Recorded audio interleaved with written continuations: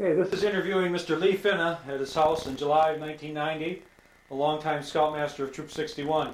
Lee, why don't you tell us about some of the remembrances that you're just going to mention about? Well, I don't know how much time I'm allotted because, we just spend 1 hour for all the 45 years. We'd be here for quite a few months. I think some of us have to get home. But most of the memories you recall on a spur of the moment. You just can't sit down and itemize them. And all of a sudden,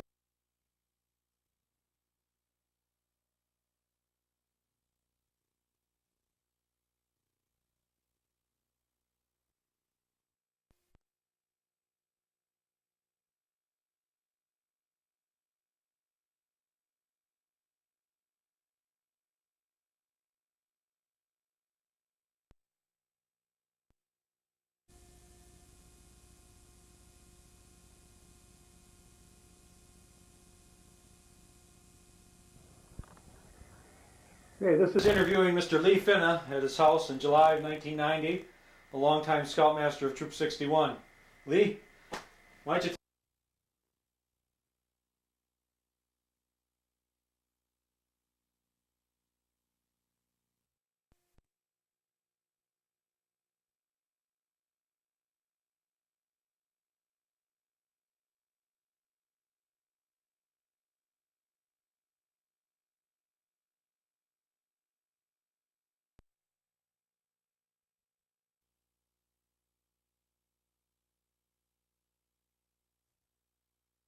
Lee, why don't you tell us about some of the remembrances that you're just going to mention about?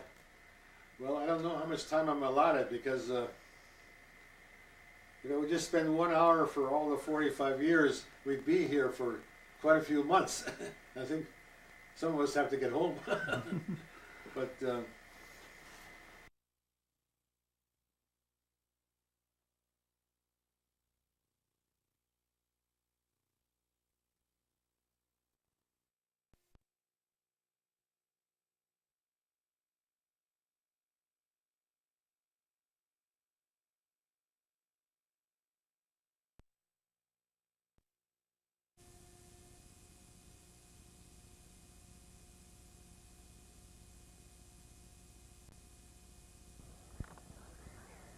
Okay, this is interviewing Mr. Fina at his house in July of 1990, a longtime Scoutmaster of Troop 61. Lee, why don't you tell us about some of the remembrances that you're just going to mention about? well, I don't know how much time I'm allotted because, we just spend 1 hour for all the 45 years. We'd be here for quite a few months. I think some of us have to get home. But most of the memories you recall on a spur of the moment. You just can't sit down and itemize them. And all of a sudden you think of one here, and you don't have the background or conditions, what happened at the time, and repeating them doesn't often make them funny as they were when they first happened. So, Okay, why don't you stop a second then? what?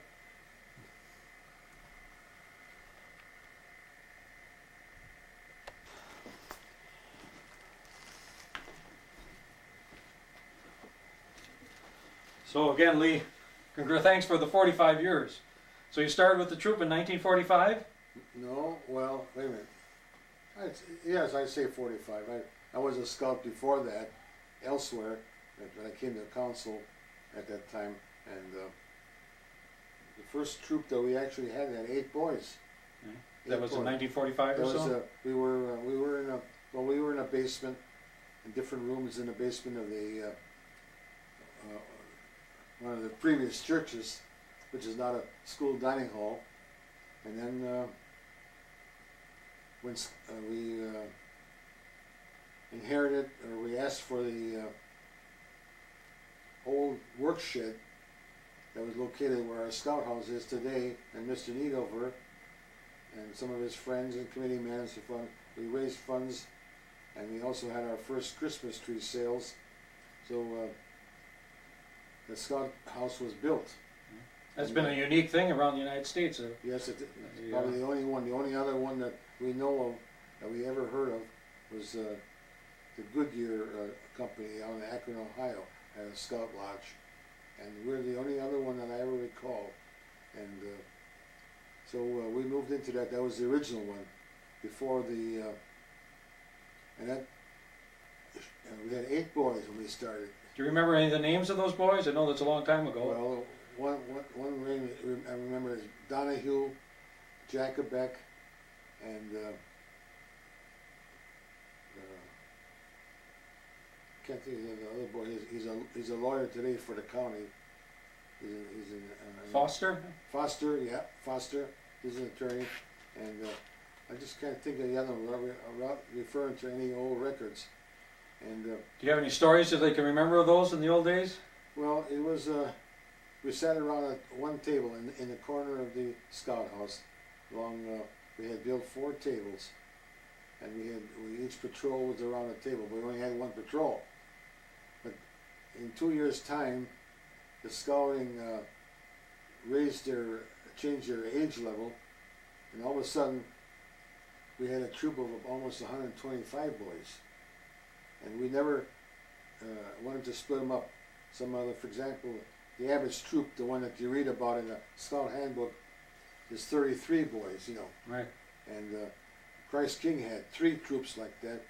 St. Sebastian had 3 troops, but we had just one troop, 61. There was over 125 boys, and then we had built the 4 additional rooms on the north side, and the bus. We had 2 bus garages that flanked the central scout house, and we talked to Father Schuster at the time. He said, "What should we do?" Mr. Needover had arranged to buy the corner lot at what was then the start of what was the high school? Francis Jordan, or the junior high for Mother Good Counsel first, I think. Yeah, first was a junior high.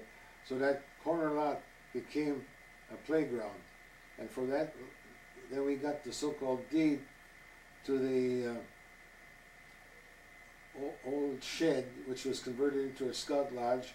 And eventually we got the 2 adjoining bus. Like Father Schuster said, it's far better to have the boys under a roof than to have the buses under a roof. So we inherited the 2, and they were incorporated into the central structure. That's how we have it today. That became the workshop, and the other became the office, and also an extension to the central room. And we had 40 boys the first hour in the handicraft room, making things, gadgets, and different other. We had scroll saws. We had 40 hammers, 40 saws, 40 of everything. Ever lose any fingers? Huh? No fingers though, huh? What? And saws, and all those saws, huh? And we didn't lose No. anything. No extra. They were all well-behaved boys in those days. Yes, they're all very good, very good. The fathers and mothers were still in charge in those days. They were still in charge. We had no problem, and good attendance. You had good backing from the parish and Good backing from the parish. There was no and absence. people, not only the parish, but the people that lived in the parish supporting it with the Always. Christmas tree sales. And at one given time, in about, I can't remember what year, but at one given time, Father Joe was our chaplain. He was an assistant priest. But Father Schuster approached me and he said, "Geez, I bought 500 Christmas trees, $1 a piece, $500. Now that I got them, what should I do with them?" I said, "I'll give them to you guys. You can, you can pay the bill, and then you can sell the trees." So that was our first Christmas tree sales. We sold them in front of church, in the entrance to the school cafeteria, and then down the way to where the gate is on the century fence. And that's where the trees were sold. And thereafter we sold them for many years, and we got rid of the 500 in almost no time at all. And today, after many years, we stopped selling them when people started to buy the aluminum trees and the artificial trees. But in recent years, there's been a resurgence to real trees again, and our Explorer boys picked up the tree sales again, and they've been doing very well. So Yeah, the troop is back selling the trees now. yeah, Since now the troop is back the selling. post hasn't been active. Yeah, troop is back selling the trees again, and that's our. Years ago, I can remember one of the fundraising events was selling honey. They used to Yes. have a honey colony, didn't we, or Yes, bee colony, I we should had say. we inherited those hires from somebody that didn't know what to do with them, and again we had 4 hires. Originally the hires were on the roof of the school building, and then the bees couldn't actually with a beautiful cemetery across the way with all the flowers, so the bees had their choice of the nectar, and but there were some complaints about, especially when the bees swarmed or came down, scaring the church people. So eventually we moved the hives over to Holy Cross Cemetery. And for years they had sold honey then, and for restaurants years, and that? we sold honey, a quart jar of honey. We had our own label, and it was good honey. We took them to a place in Menominee Falls where we spun out the combs, and there was a Mr. Klingler, a former assistant scoutmaster who has passed away, was in charge of the honey department. And at one given time, although he was a long-time employee of the Chicago-Milwaukee-St. Paul Railroad and had a very good job, at one time he was almost contemplated quitting and going into the honey business. But then we sort of convinced him that it was a good hobby and could be lucrative, but it had a lot of pitfalls. So we talked him out of it. And eventually, as all things, eventually we had to move out of the cemetery because people that were using it, they went to the cemetery, they complained about the bees swarming. So it was one of those things. Bee hives don't last forever. Eventually they swarm, they form a new hive, and you can get one winter, the whole hives were decimated. We started with 4, we had about a dozen, but then the cold weather or something just knocked them all out. So we gave it up. Can we stop here for a second? Yeah.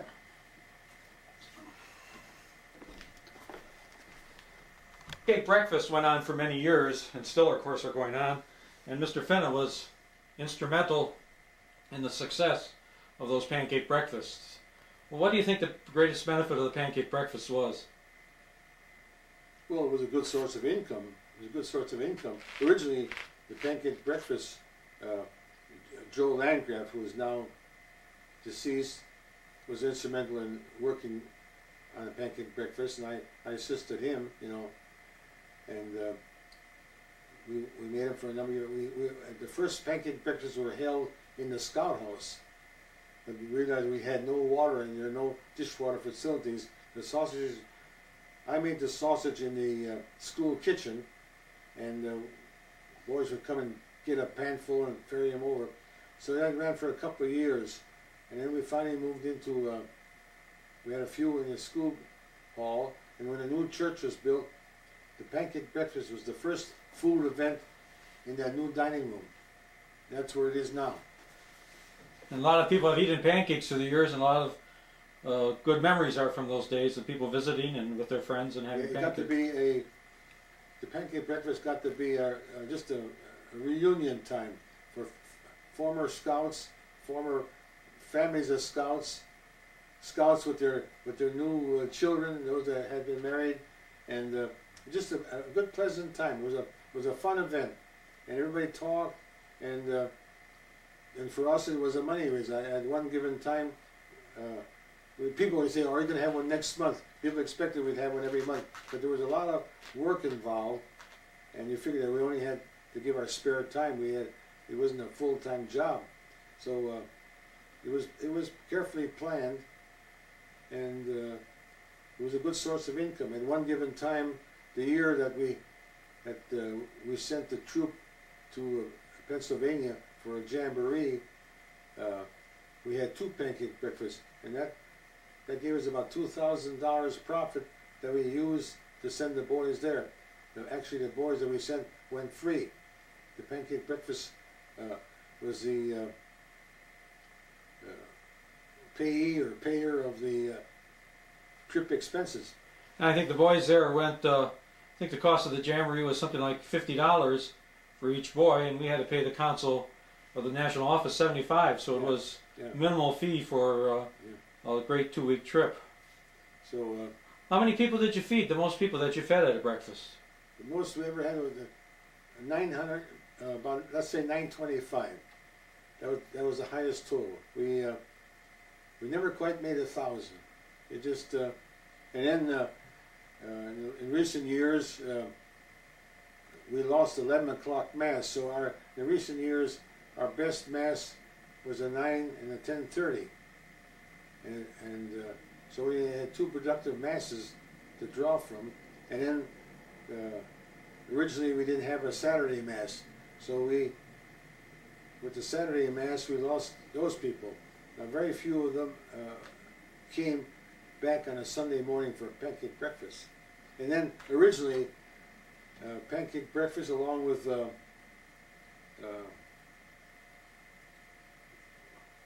of the other, what is the other, Oh, we had the paper drives. well, I mean, the Catholic Committee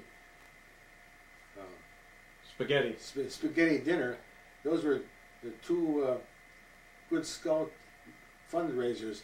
However, if you look at the Catholic Herald today, you'll find that almost all over, all denominations, all churches, all schools, all organizations, they're all having pancake breakfast and having spaghetti dinners.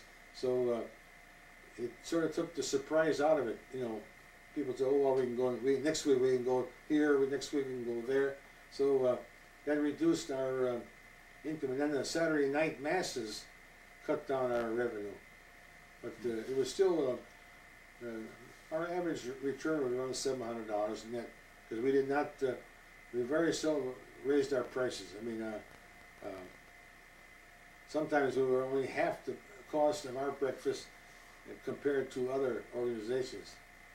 The good thing too about the pancake breakfast is I think you had a lot of good help. A lot of people came back and helped with that. Yeah, a lot of them every year took their same regular job. Somebody made coffee, somebody, half a dozen of them flipped the pancakes. We had a couple of very good boys.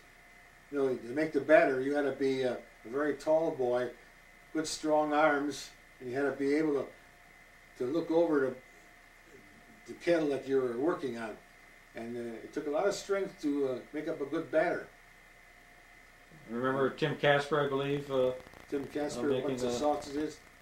So we use another thing is that we use all quality products. We use the Clements breakfast sausages, and we use good quality pancake flour and coffee and butter and all the ingredients. And then our mix was not a water mix. Our pancake mix was a pancake flour, eggs, oil, milk. We put milk to it, and that's what.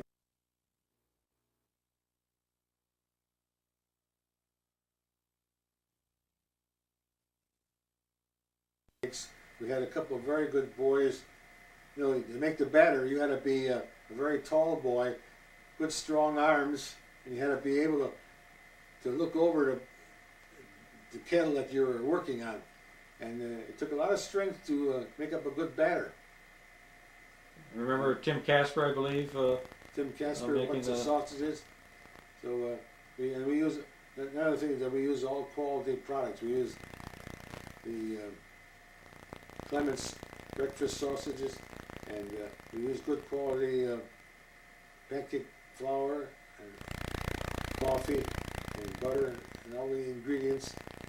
And then our mix was not a water mix. Our pancake mix was a pancake flour, eggs, oil, milk.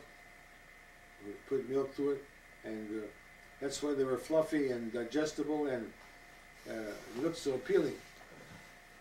The other cooking things that, of course, you were associated for a number of years was the Indian Mound Winter Camp.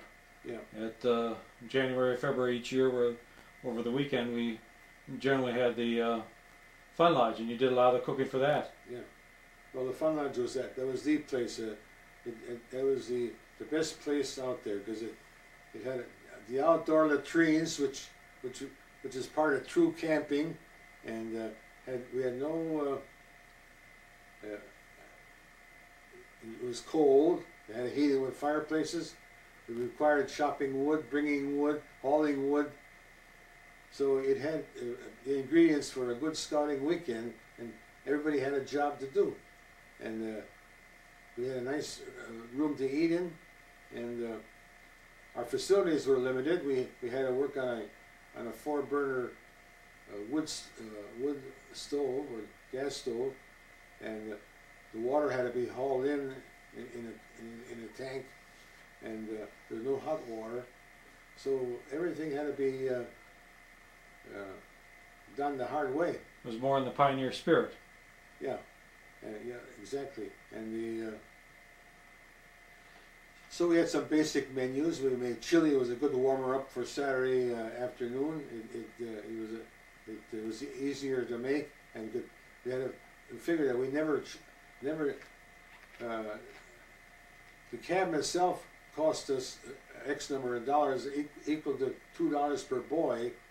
We used at least $1 for the gasoline coming and going, and that's $3, and we only charged $4.50 for the whole weekend, which included the firewoods which we had to buy, and all the 5 meals and treats.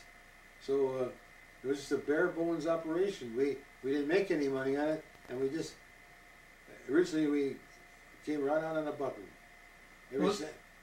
The troop has always operated on the philosophy too that boys should be able to go despite the cost. Right, exactly. Keeping the costs down. So we had our chili. We had good sandwich. We had French toast and sausages, and we had our great chicken dinner. Mr. Rank used to like it out there too, didn't he? Yes, he loved being out there. I was just going to say, Mr. Rank, of course, he was there right from the start, but we had many other people. It seemed that at about the same time that we went out to winter camp, there was a winter retreat from the Holy Name Society, and it was held in nearby Oklahoma. But Father Joe, Hugh Fontaine, Jacoby, and quite a few other fathers, they made the special trip from the retreat to come to the Scout Lodge for the chicken dinner. Father Joe said, that's the best chicken he ever ate. So we had a lot of fussy eaters, and we had to work with the equipment that we had, and it all seemed to turn out right. So you have good memories of the Indian Mountain Winter Camp then? Very good. It was really a fun weekend. It was a tiring weekend because you had to get up. I mean, the people that worked in the kitchen had to get up 5:30 or so. I remember Mr. What was his name now? He's got the cottage up north. The big man. Cushionette. Huh? Mr. Vern Cushionette. Mr. Ganesh. He was an early riser. He'd be up at 5 o'clock ready, because usually at that time the water in the kitchen cooking annex was in the dishes was frozen and it was ice cold there, so you had to get some heat in the place, light the stoves, get some heat going, thaw out the water, and to get breakfast started, because you generally had 40 or 50 people to feed for breakfast, and it had to get done because we wanted to get the thing over with so that we get outdoors and make use of the landscape outside, the snow, either ice fishing or tobogganing or skiing or tracking. There's so many opportunities for good scouting that we didn't want to keep them indoors.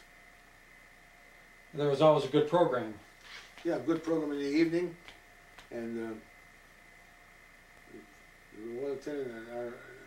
Generally our Saturday night suppers, generally we have up to 75, 80 people, and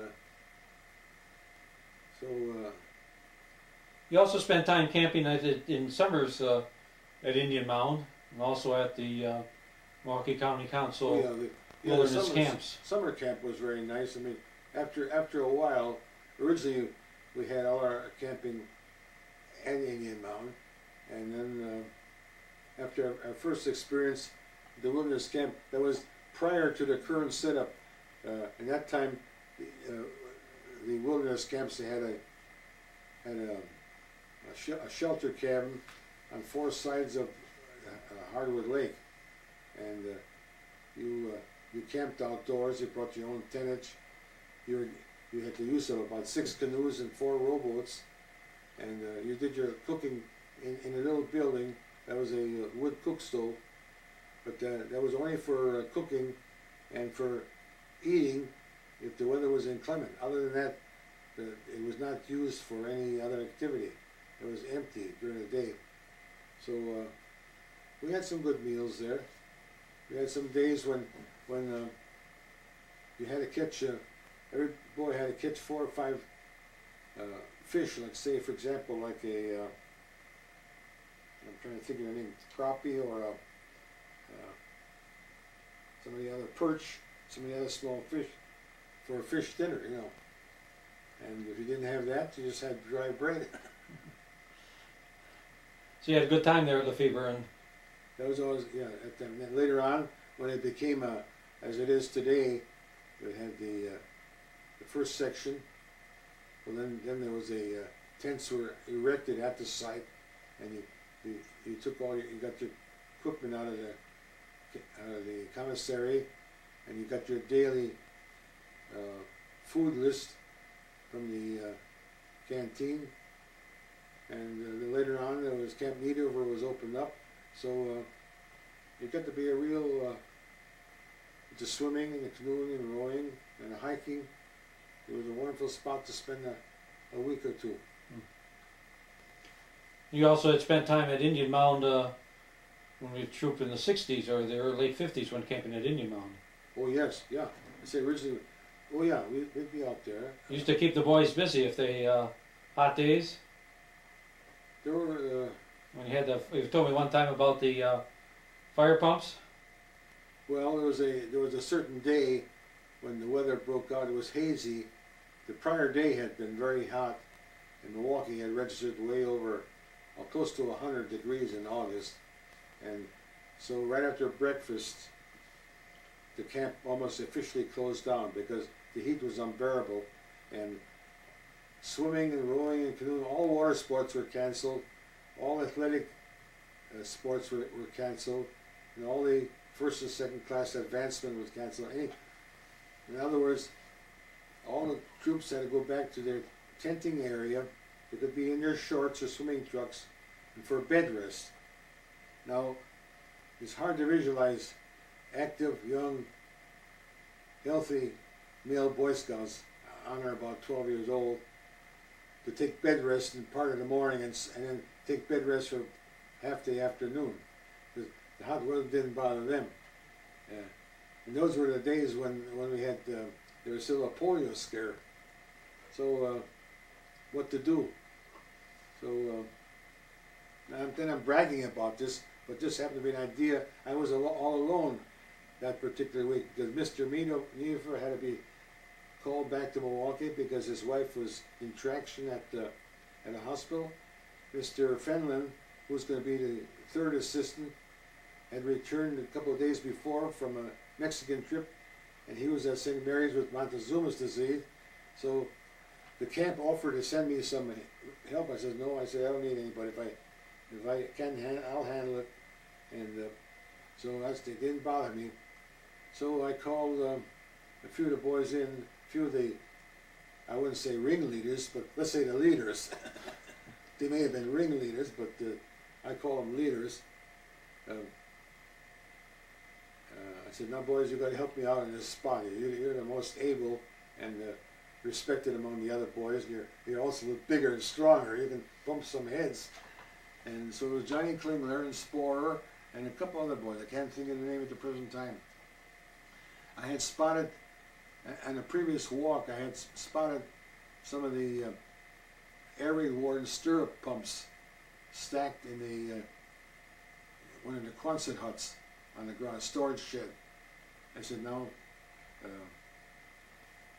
let's get down to that storage shed and get back about 2 dozen of those pumps. I said, but now we can't. Now we could have walked right over and walked into the door and picked them up and come back home. I said, but that wasn't the proper way to do it. So we got to get there without anybody seeing us. So we zipped and dodged through the bushes and through the trees, crawling on their stomachs. We made a game out of it.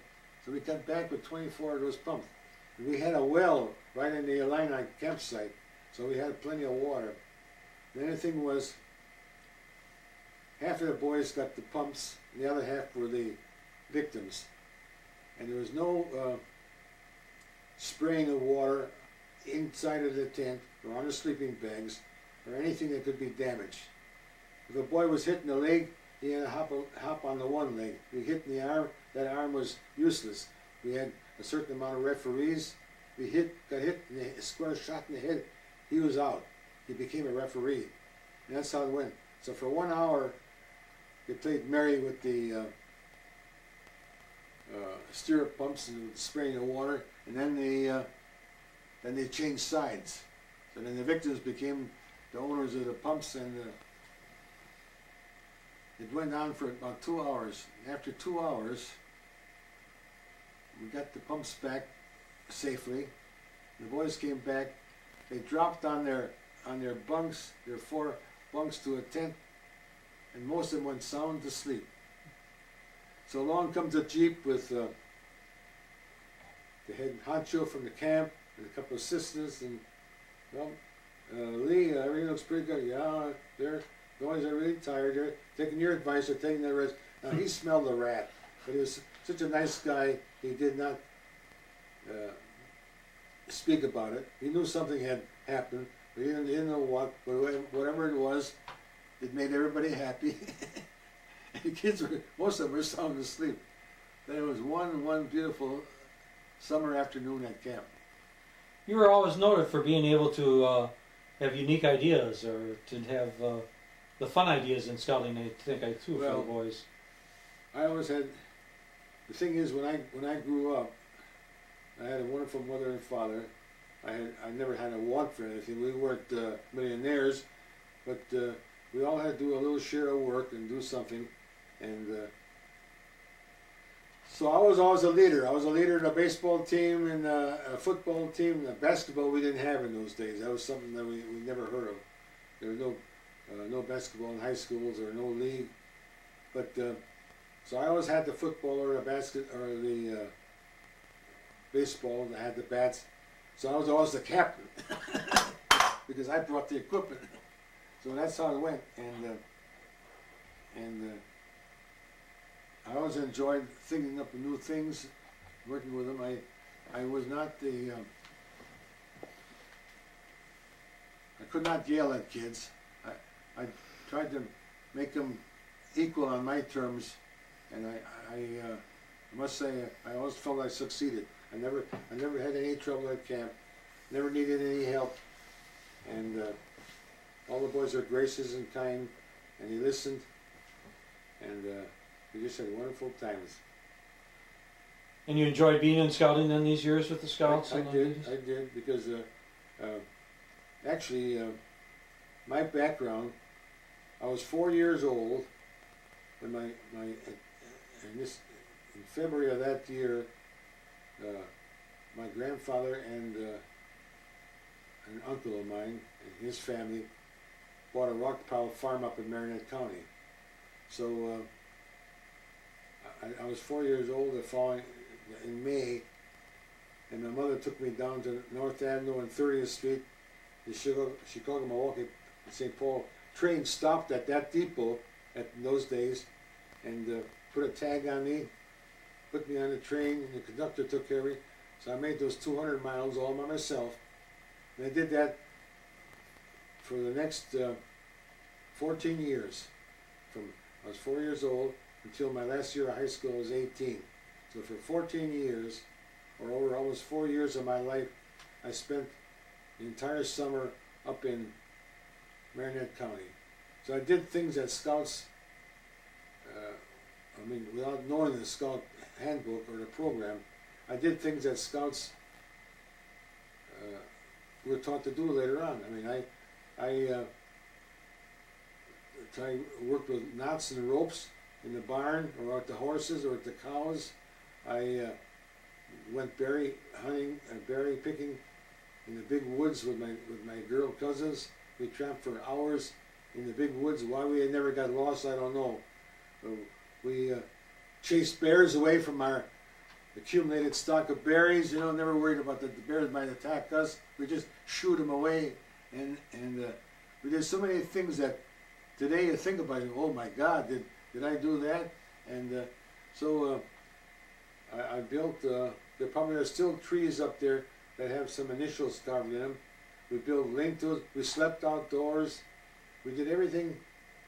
And you think, now you go back to 1913 and 14, that was the years when John Pershing had American troops in the Mexican uprising with Pancho Villa. And when that expedition was over, those National Guard boys never did get back home. They went right over to Europe to start World War II, World War One. So I lived in the 20th Ward in Milwaukee, which was a strong socialist ward, and Charles Strelo was the alderman, and Boy Scouts, because our uniform, and the Boy Scout uniform in those days almost was identical to the National Guard, with your puttees, with your campaign hats. The thought was that the Boy Scouts were just the next step to National Guards. So there was no scouting in that whole area, no scouting in school, our Avenue School. So I never, later on I never realized that I could be a scout as an adult. Although I worked with the scout leaders and Ben Hunt and so forth. I called on most of the scout councils in the state. I sold them craft supplies, and I met many of the people. And then finally a couple of boys at one time said, "Mr. Fina, could you sign a charter? We need one more name because we want to start an Air Scout program." So we started Air Scout Squadron 5, which was the second one in the United States. There were 13 boys. All 13 of them got into World War II. All 13 came back. And I still write or talk to some of them. And so that was your first inclination with scouting, that was the first as an time I air was explorer. listed as an actual scout member. And then later on, when my daughter got to be a school age, I wanted her to go to one school and finish her education in that one building. You know, I finished her grade school education. So I was familiar with Mothergood Council because we attended many picnics there, and we had relatives and friends going there. And I said, that's the place I want to go, because that's a lively, fun place to be.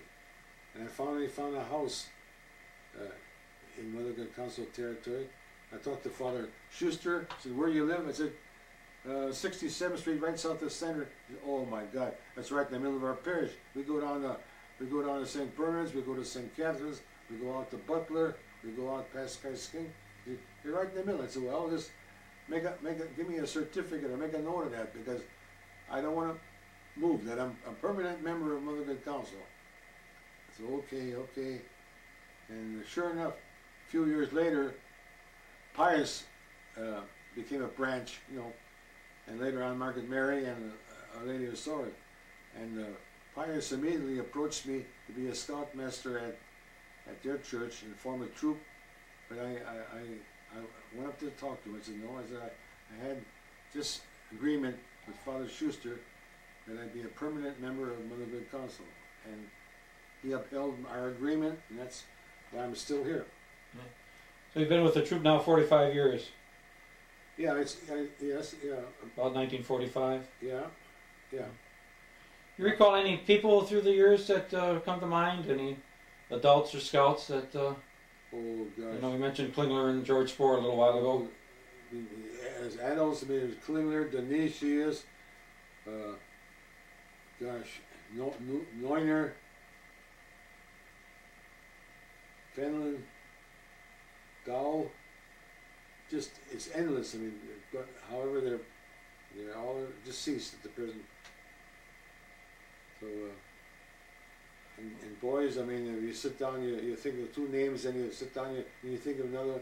Pretty soon you got a dozen, then you got a dozen more. It's endless, you know. Remember Squeaky McCarville? What's that? Squeaky McCarville? Yeah, You remember any? yeah. I remember. Yeah, I know where he lived. Yeah, I know him. We had some good. We had some real crack baseball teams.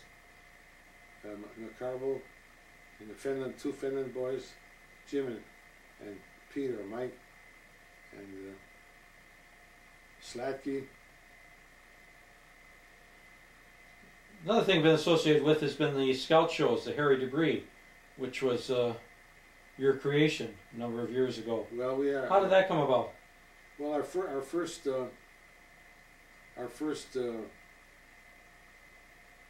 real creation, or our first great big sensation, was the bicycle ride, which we held at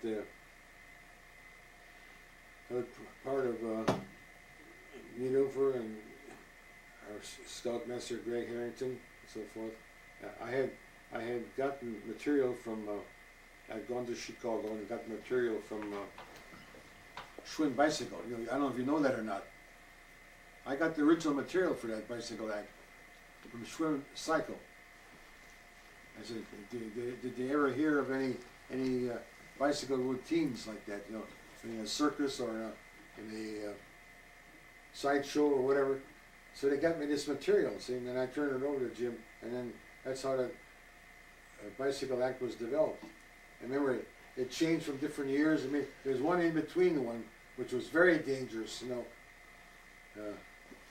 That one we only did that 1 year, because a couple of boys fell on that one. Then after that, we didn't hold the Scout Circus or so forth in the auditorium anymore. Things were held at State Fair Park, and we had no opportunity to do the bike act, and we needed something new. And at the time,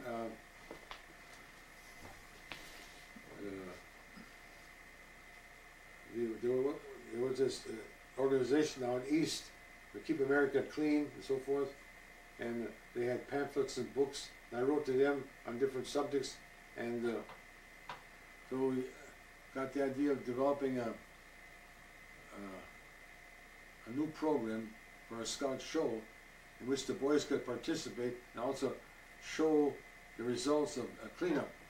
So Harry Debris was made out of resurrected parts from different alley dump cans and from junk piles in back of industrial plants and so forth. Midas mufflers and so forth. And the whole thing was put together, and originally we only had the Harry Debris, and a couple of years later we added little Stinky. And the idea was we had the boys, 40 boys with placards on their back, and somebody marching around with paper bags and collecting refuse at the State Fair Park. And we received comments from the police department and from the State Fair staff that we did a marvelous job. We filled drum after drum after drum with refuse, which was hauled away during the night, and we did an excellent job in keeping the whole area clean. And for every bag of refuse that a boy or girl or anybody brought to us, we gave them a wooden nickel. It was a part of a cleanup campaign, Keep America Clean. It's a unique show. It's been playing now every couple of years for about the last 20, 25 years. And it just went over big, and at regular intervals we use that. It's been out to jamborees, it's been out to other scouting activities, camporees, and it's flexible. We've got all the parts, we can put it together in a short time. We've added and subtracted to as the time permitted. And it got to be a real fun thing. There's a little participation on the stage with people doing some dancing, and it just when we had it in Central Park in the State Fair, that more people stopped by and come back 3 or 4 times to see it over and over again. We had the famous Litterbug song. It was a theme song. How'd you find that song? Well, I wrote to California, the studios, if there's any kind of a song or something by Donald Duck or whoever that could be appropriately used for something like that. So that was Litterbug. He must have just created it, and I got the record, little record. Litterbug. It was just perfect. The Troop had a song years ago too, didn't it? What's that? To the tune of the Happy Wanderer. The Troop had a song. Yeah. What was the origin of that? Do you recall? No, that's I don't know who made that one. That one I didn't create. I didn't work on that one. That's in the songbooks. That was a well-known song. Well, it was registered. The Troop had it registered in its name, didn't it? I can't say for sure. That I don't know. I do not know. I do not know. There's a song created in Kenosha, beautiful Wisconsin. That was the Wisconsin theme song, and that was sung. So what have some of your happier memories or happiest memories been of scouting these last number of years? Well, most of it took place prior to the last couple of years, because the last couple of years I just wasn't able to get around like I could. But years ago, I mean, it was the fun of.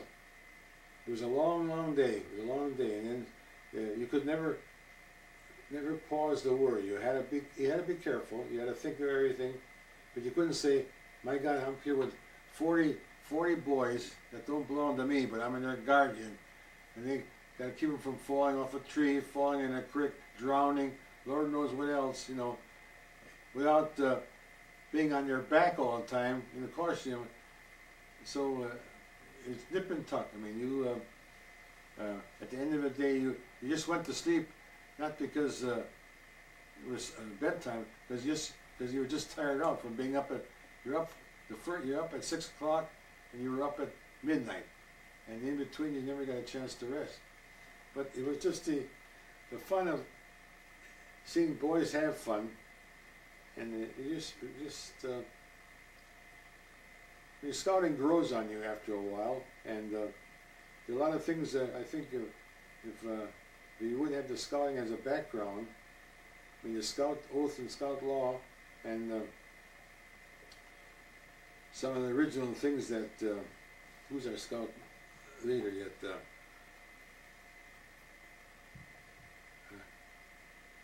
Founder of the Scouts. Baden-Powell. Yeah. Baden-Powell had gone to the Benedictine monks to get the Scout oath and law, and so the Scouting has a strong religious background and a good moral code. And if you didn't have the 10 Commandments, then the Scout oath and law could easily take their place. So maybe that was something that kept your interest, that you thought you were doing something good and getting people on the right track. Figured if every year there'd be a couple more thousand scouts, soon the world could change, What of the scout laws is the most important to you? What one of the 12 scout laws to you? Well, I thought the scout is reverent. That is the only boy organization of any kind chartered by Congress, and that admits or suggests God. Scout is reverent. There's no other one does it. You could have baseball organizations or football or you name it. Any other group does not have that slogan. Any sad memories of scouting? Any sad memories? You say sad? Sad. No, not really. Just some of the departed friends. I mean, I miss Rank a lot. I miss Huey LaFontaine, the young man that we knew. Rank suffered with his ailments for years and years and years. Scouting kept him going. kept him going, kept him alive. And we knew we could anticipate his death at some time in the future because his ailments made certain progress every year, and he couldn't combat them. But Huey LaFontaine was a young man in his 40s, and he shut off in an instant, and that was a big blow. And he was a wonderful leader. Joe Fire is another great leader, a wonderful man that did so much and had the respect of his Explorer troop. He went early. There are a lot of those people that went.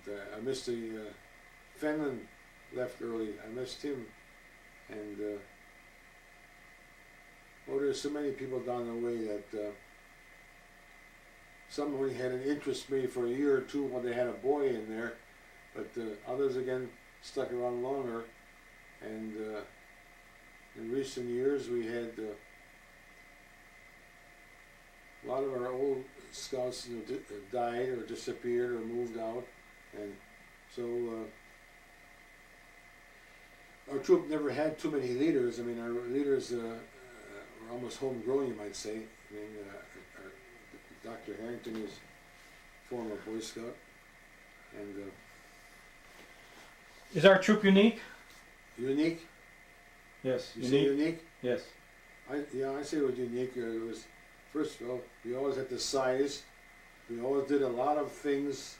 We were always very active. We were first in many, many things. We had our own clubhouse. We raised funds.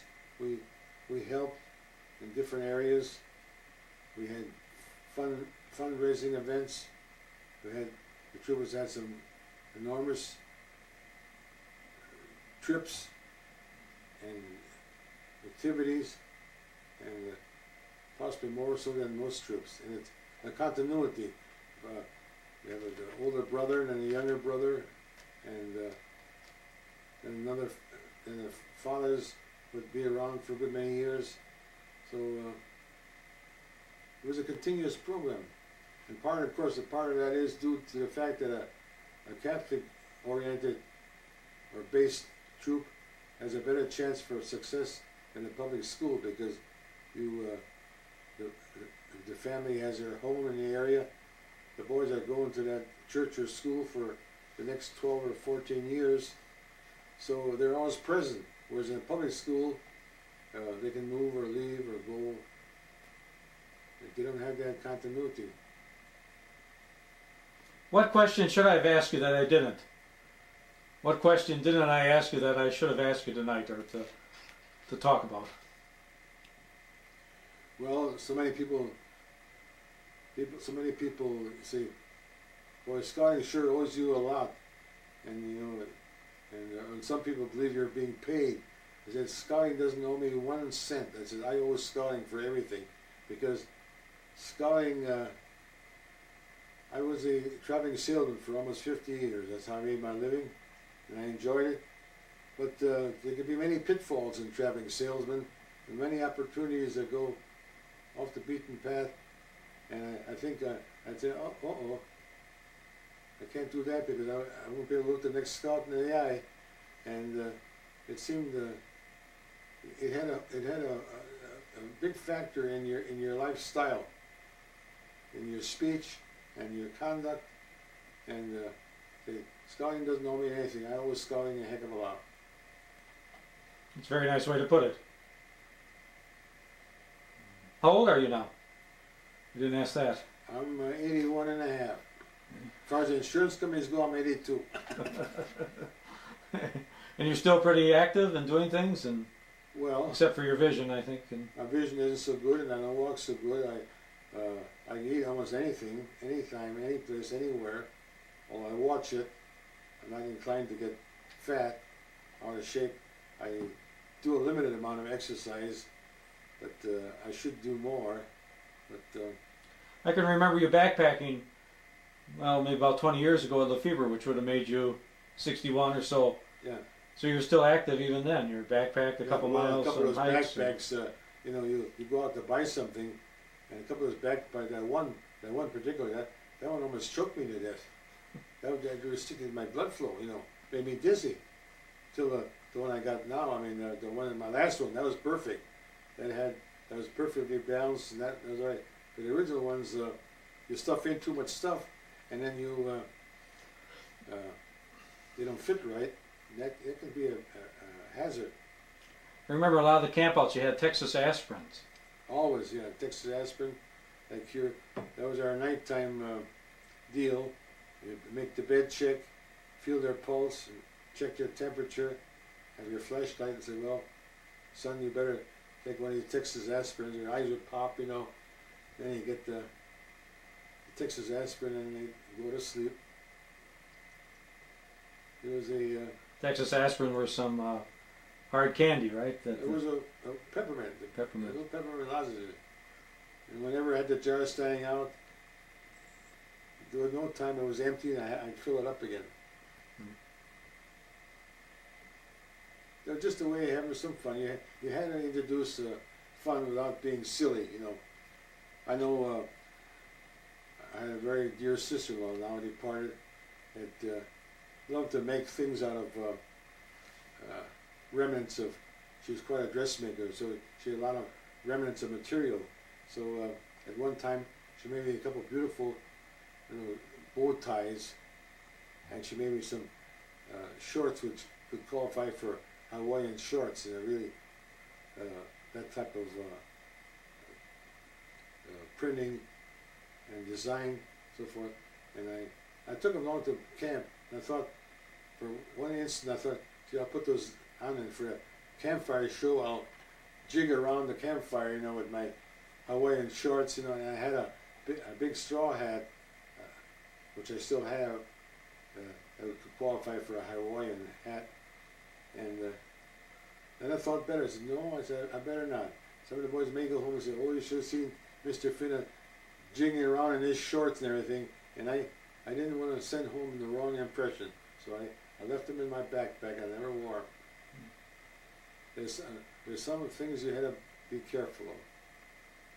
The only thing that they could squawk about was that, and nobody ever did, to my knowledge, that I smoked my pipe. You're also known as Peter Mike, weren't you? Yes. That was given to me at Mr. Nita was home in the Highlands, and it was on a Friday evening. Sometimes after a scout meeting, we would retire to somebody's home, take a few hands of sheepshead, and have a little lunch. We never did that in a scout house, or had a beer, so they never had a beer on a scout premises. So discussing names, and I said, kids really should get a number when they're born, and then when they get to be 10 years old, trade the number in for some name that they like. As people hand out such crazy names that the kids have to use all their life now. Leroy. What does Sam Hill? Leroy. And then Jim asked me, well, what would you like to be called? I said, well, either Peter or Mike. Peter or Michael. Peter Mike. I said, all right, we'll call you Peter Mike. That's what started. I've been known as Peter Mike ever since. Remember Mr. Niethofer's Shaggy Dog stories? The horse in the bathtub and that? I didn't hear you. The horse in the bathtub stories that he used to tell? Oh, God, yeah. That one is oh, yes. I heard it so often that I can't even remember it. I'll leave him tell that one. He can tell it better. Horse in the bathtub. And that's another thing you had to be careful with jokes with boys. You got to say it's not easy being a leader with boys. I was never I enjoyed sports and I participated, but I was never a star athlete. I've got some ribbons, from high school, and some first place awards, but I was never my height and my build. I was never a premium athlete that some pro team wanted to sign me. So you make do with what you have. And I think the other thing over the years is you and your wife are also supportive of other youth things about Mother Good Counsel. You'd go to the yard plays, you'd be involved, and I think you're always supported. Anything the kids did up there, we attended. Anything at all. My wife was, for quite a few years, she was during recess time, she was on the playgrounds with band-aids to touch up any nicks or bruises, you know. And she worked in the church office, and she worked with the Girl Scouts. And my daughter was a curved bar Girl Scout. And that's another reason I felt if somebody was taking care of my daughter in Girl Scouting, then I could at least take care of their sons in Boy Scouting. Return the favor. But it was just a natural thing from, I was always a kid at heart, even am today. I was, years ago, during the Depression times, there wasn't enough money to go out to play, so there were a lot of house parties, you know. Girls would invite a group of boys and their girlfriends over to somebody's house, and we all behaved. We had a lot of fun. We played, a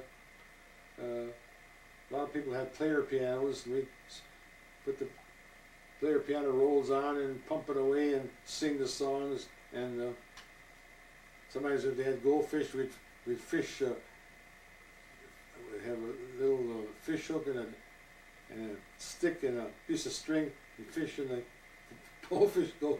We had lots of fun, and it was all good, clean, homemade fun. There's no comparison today. But, we're coming to the end of the interview. The tape now is coming to an end. Do you have anything else that you'd like to add about the troop or your memories? Or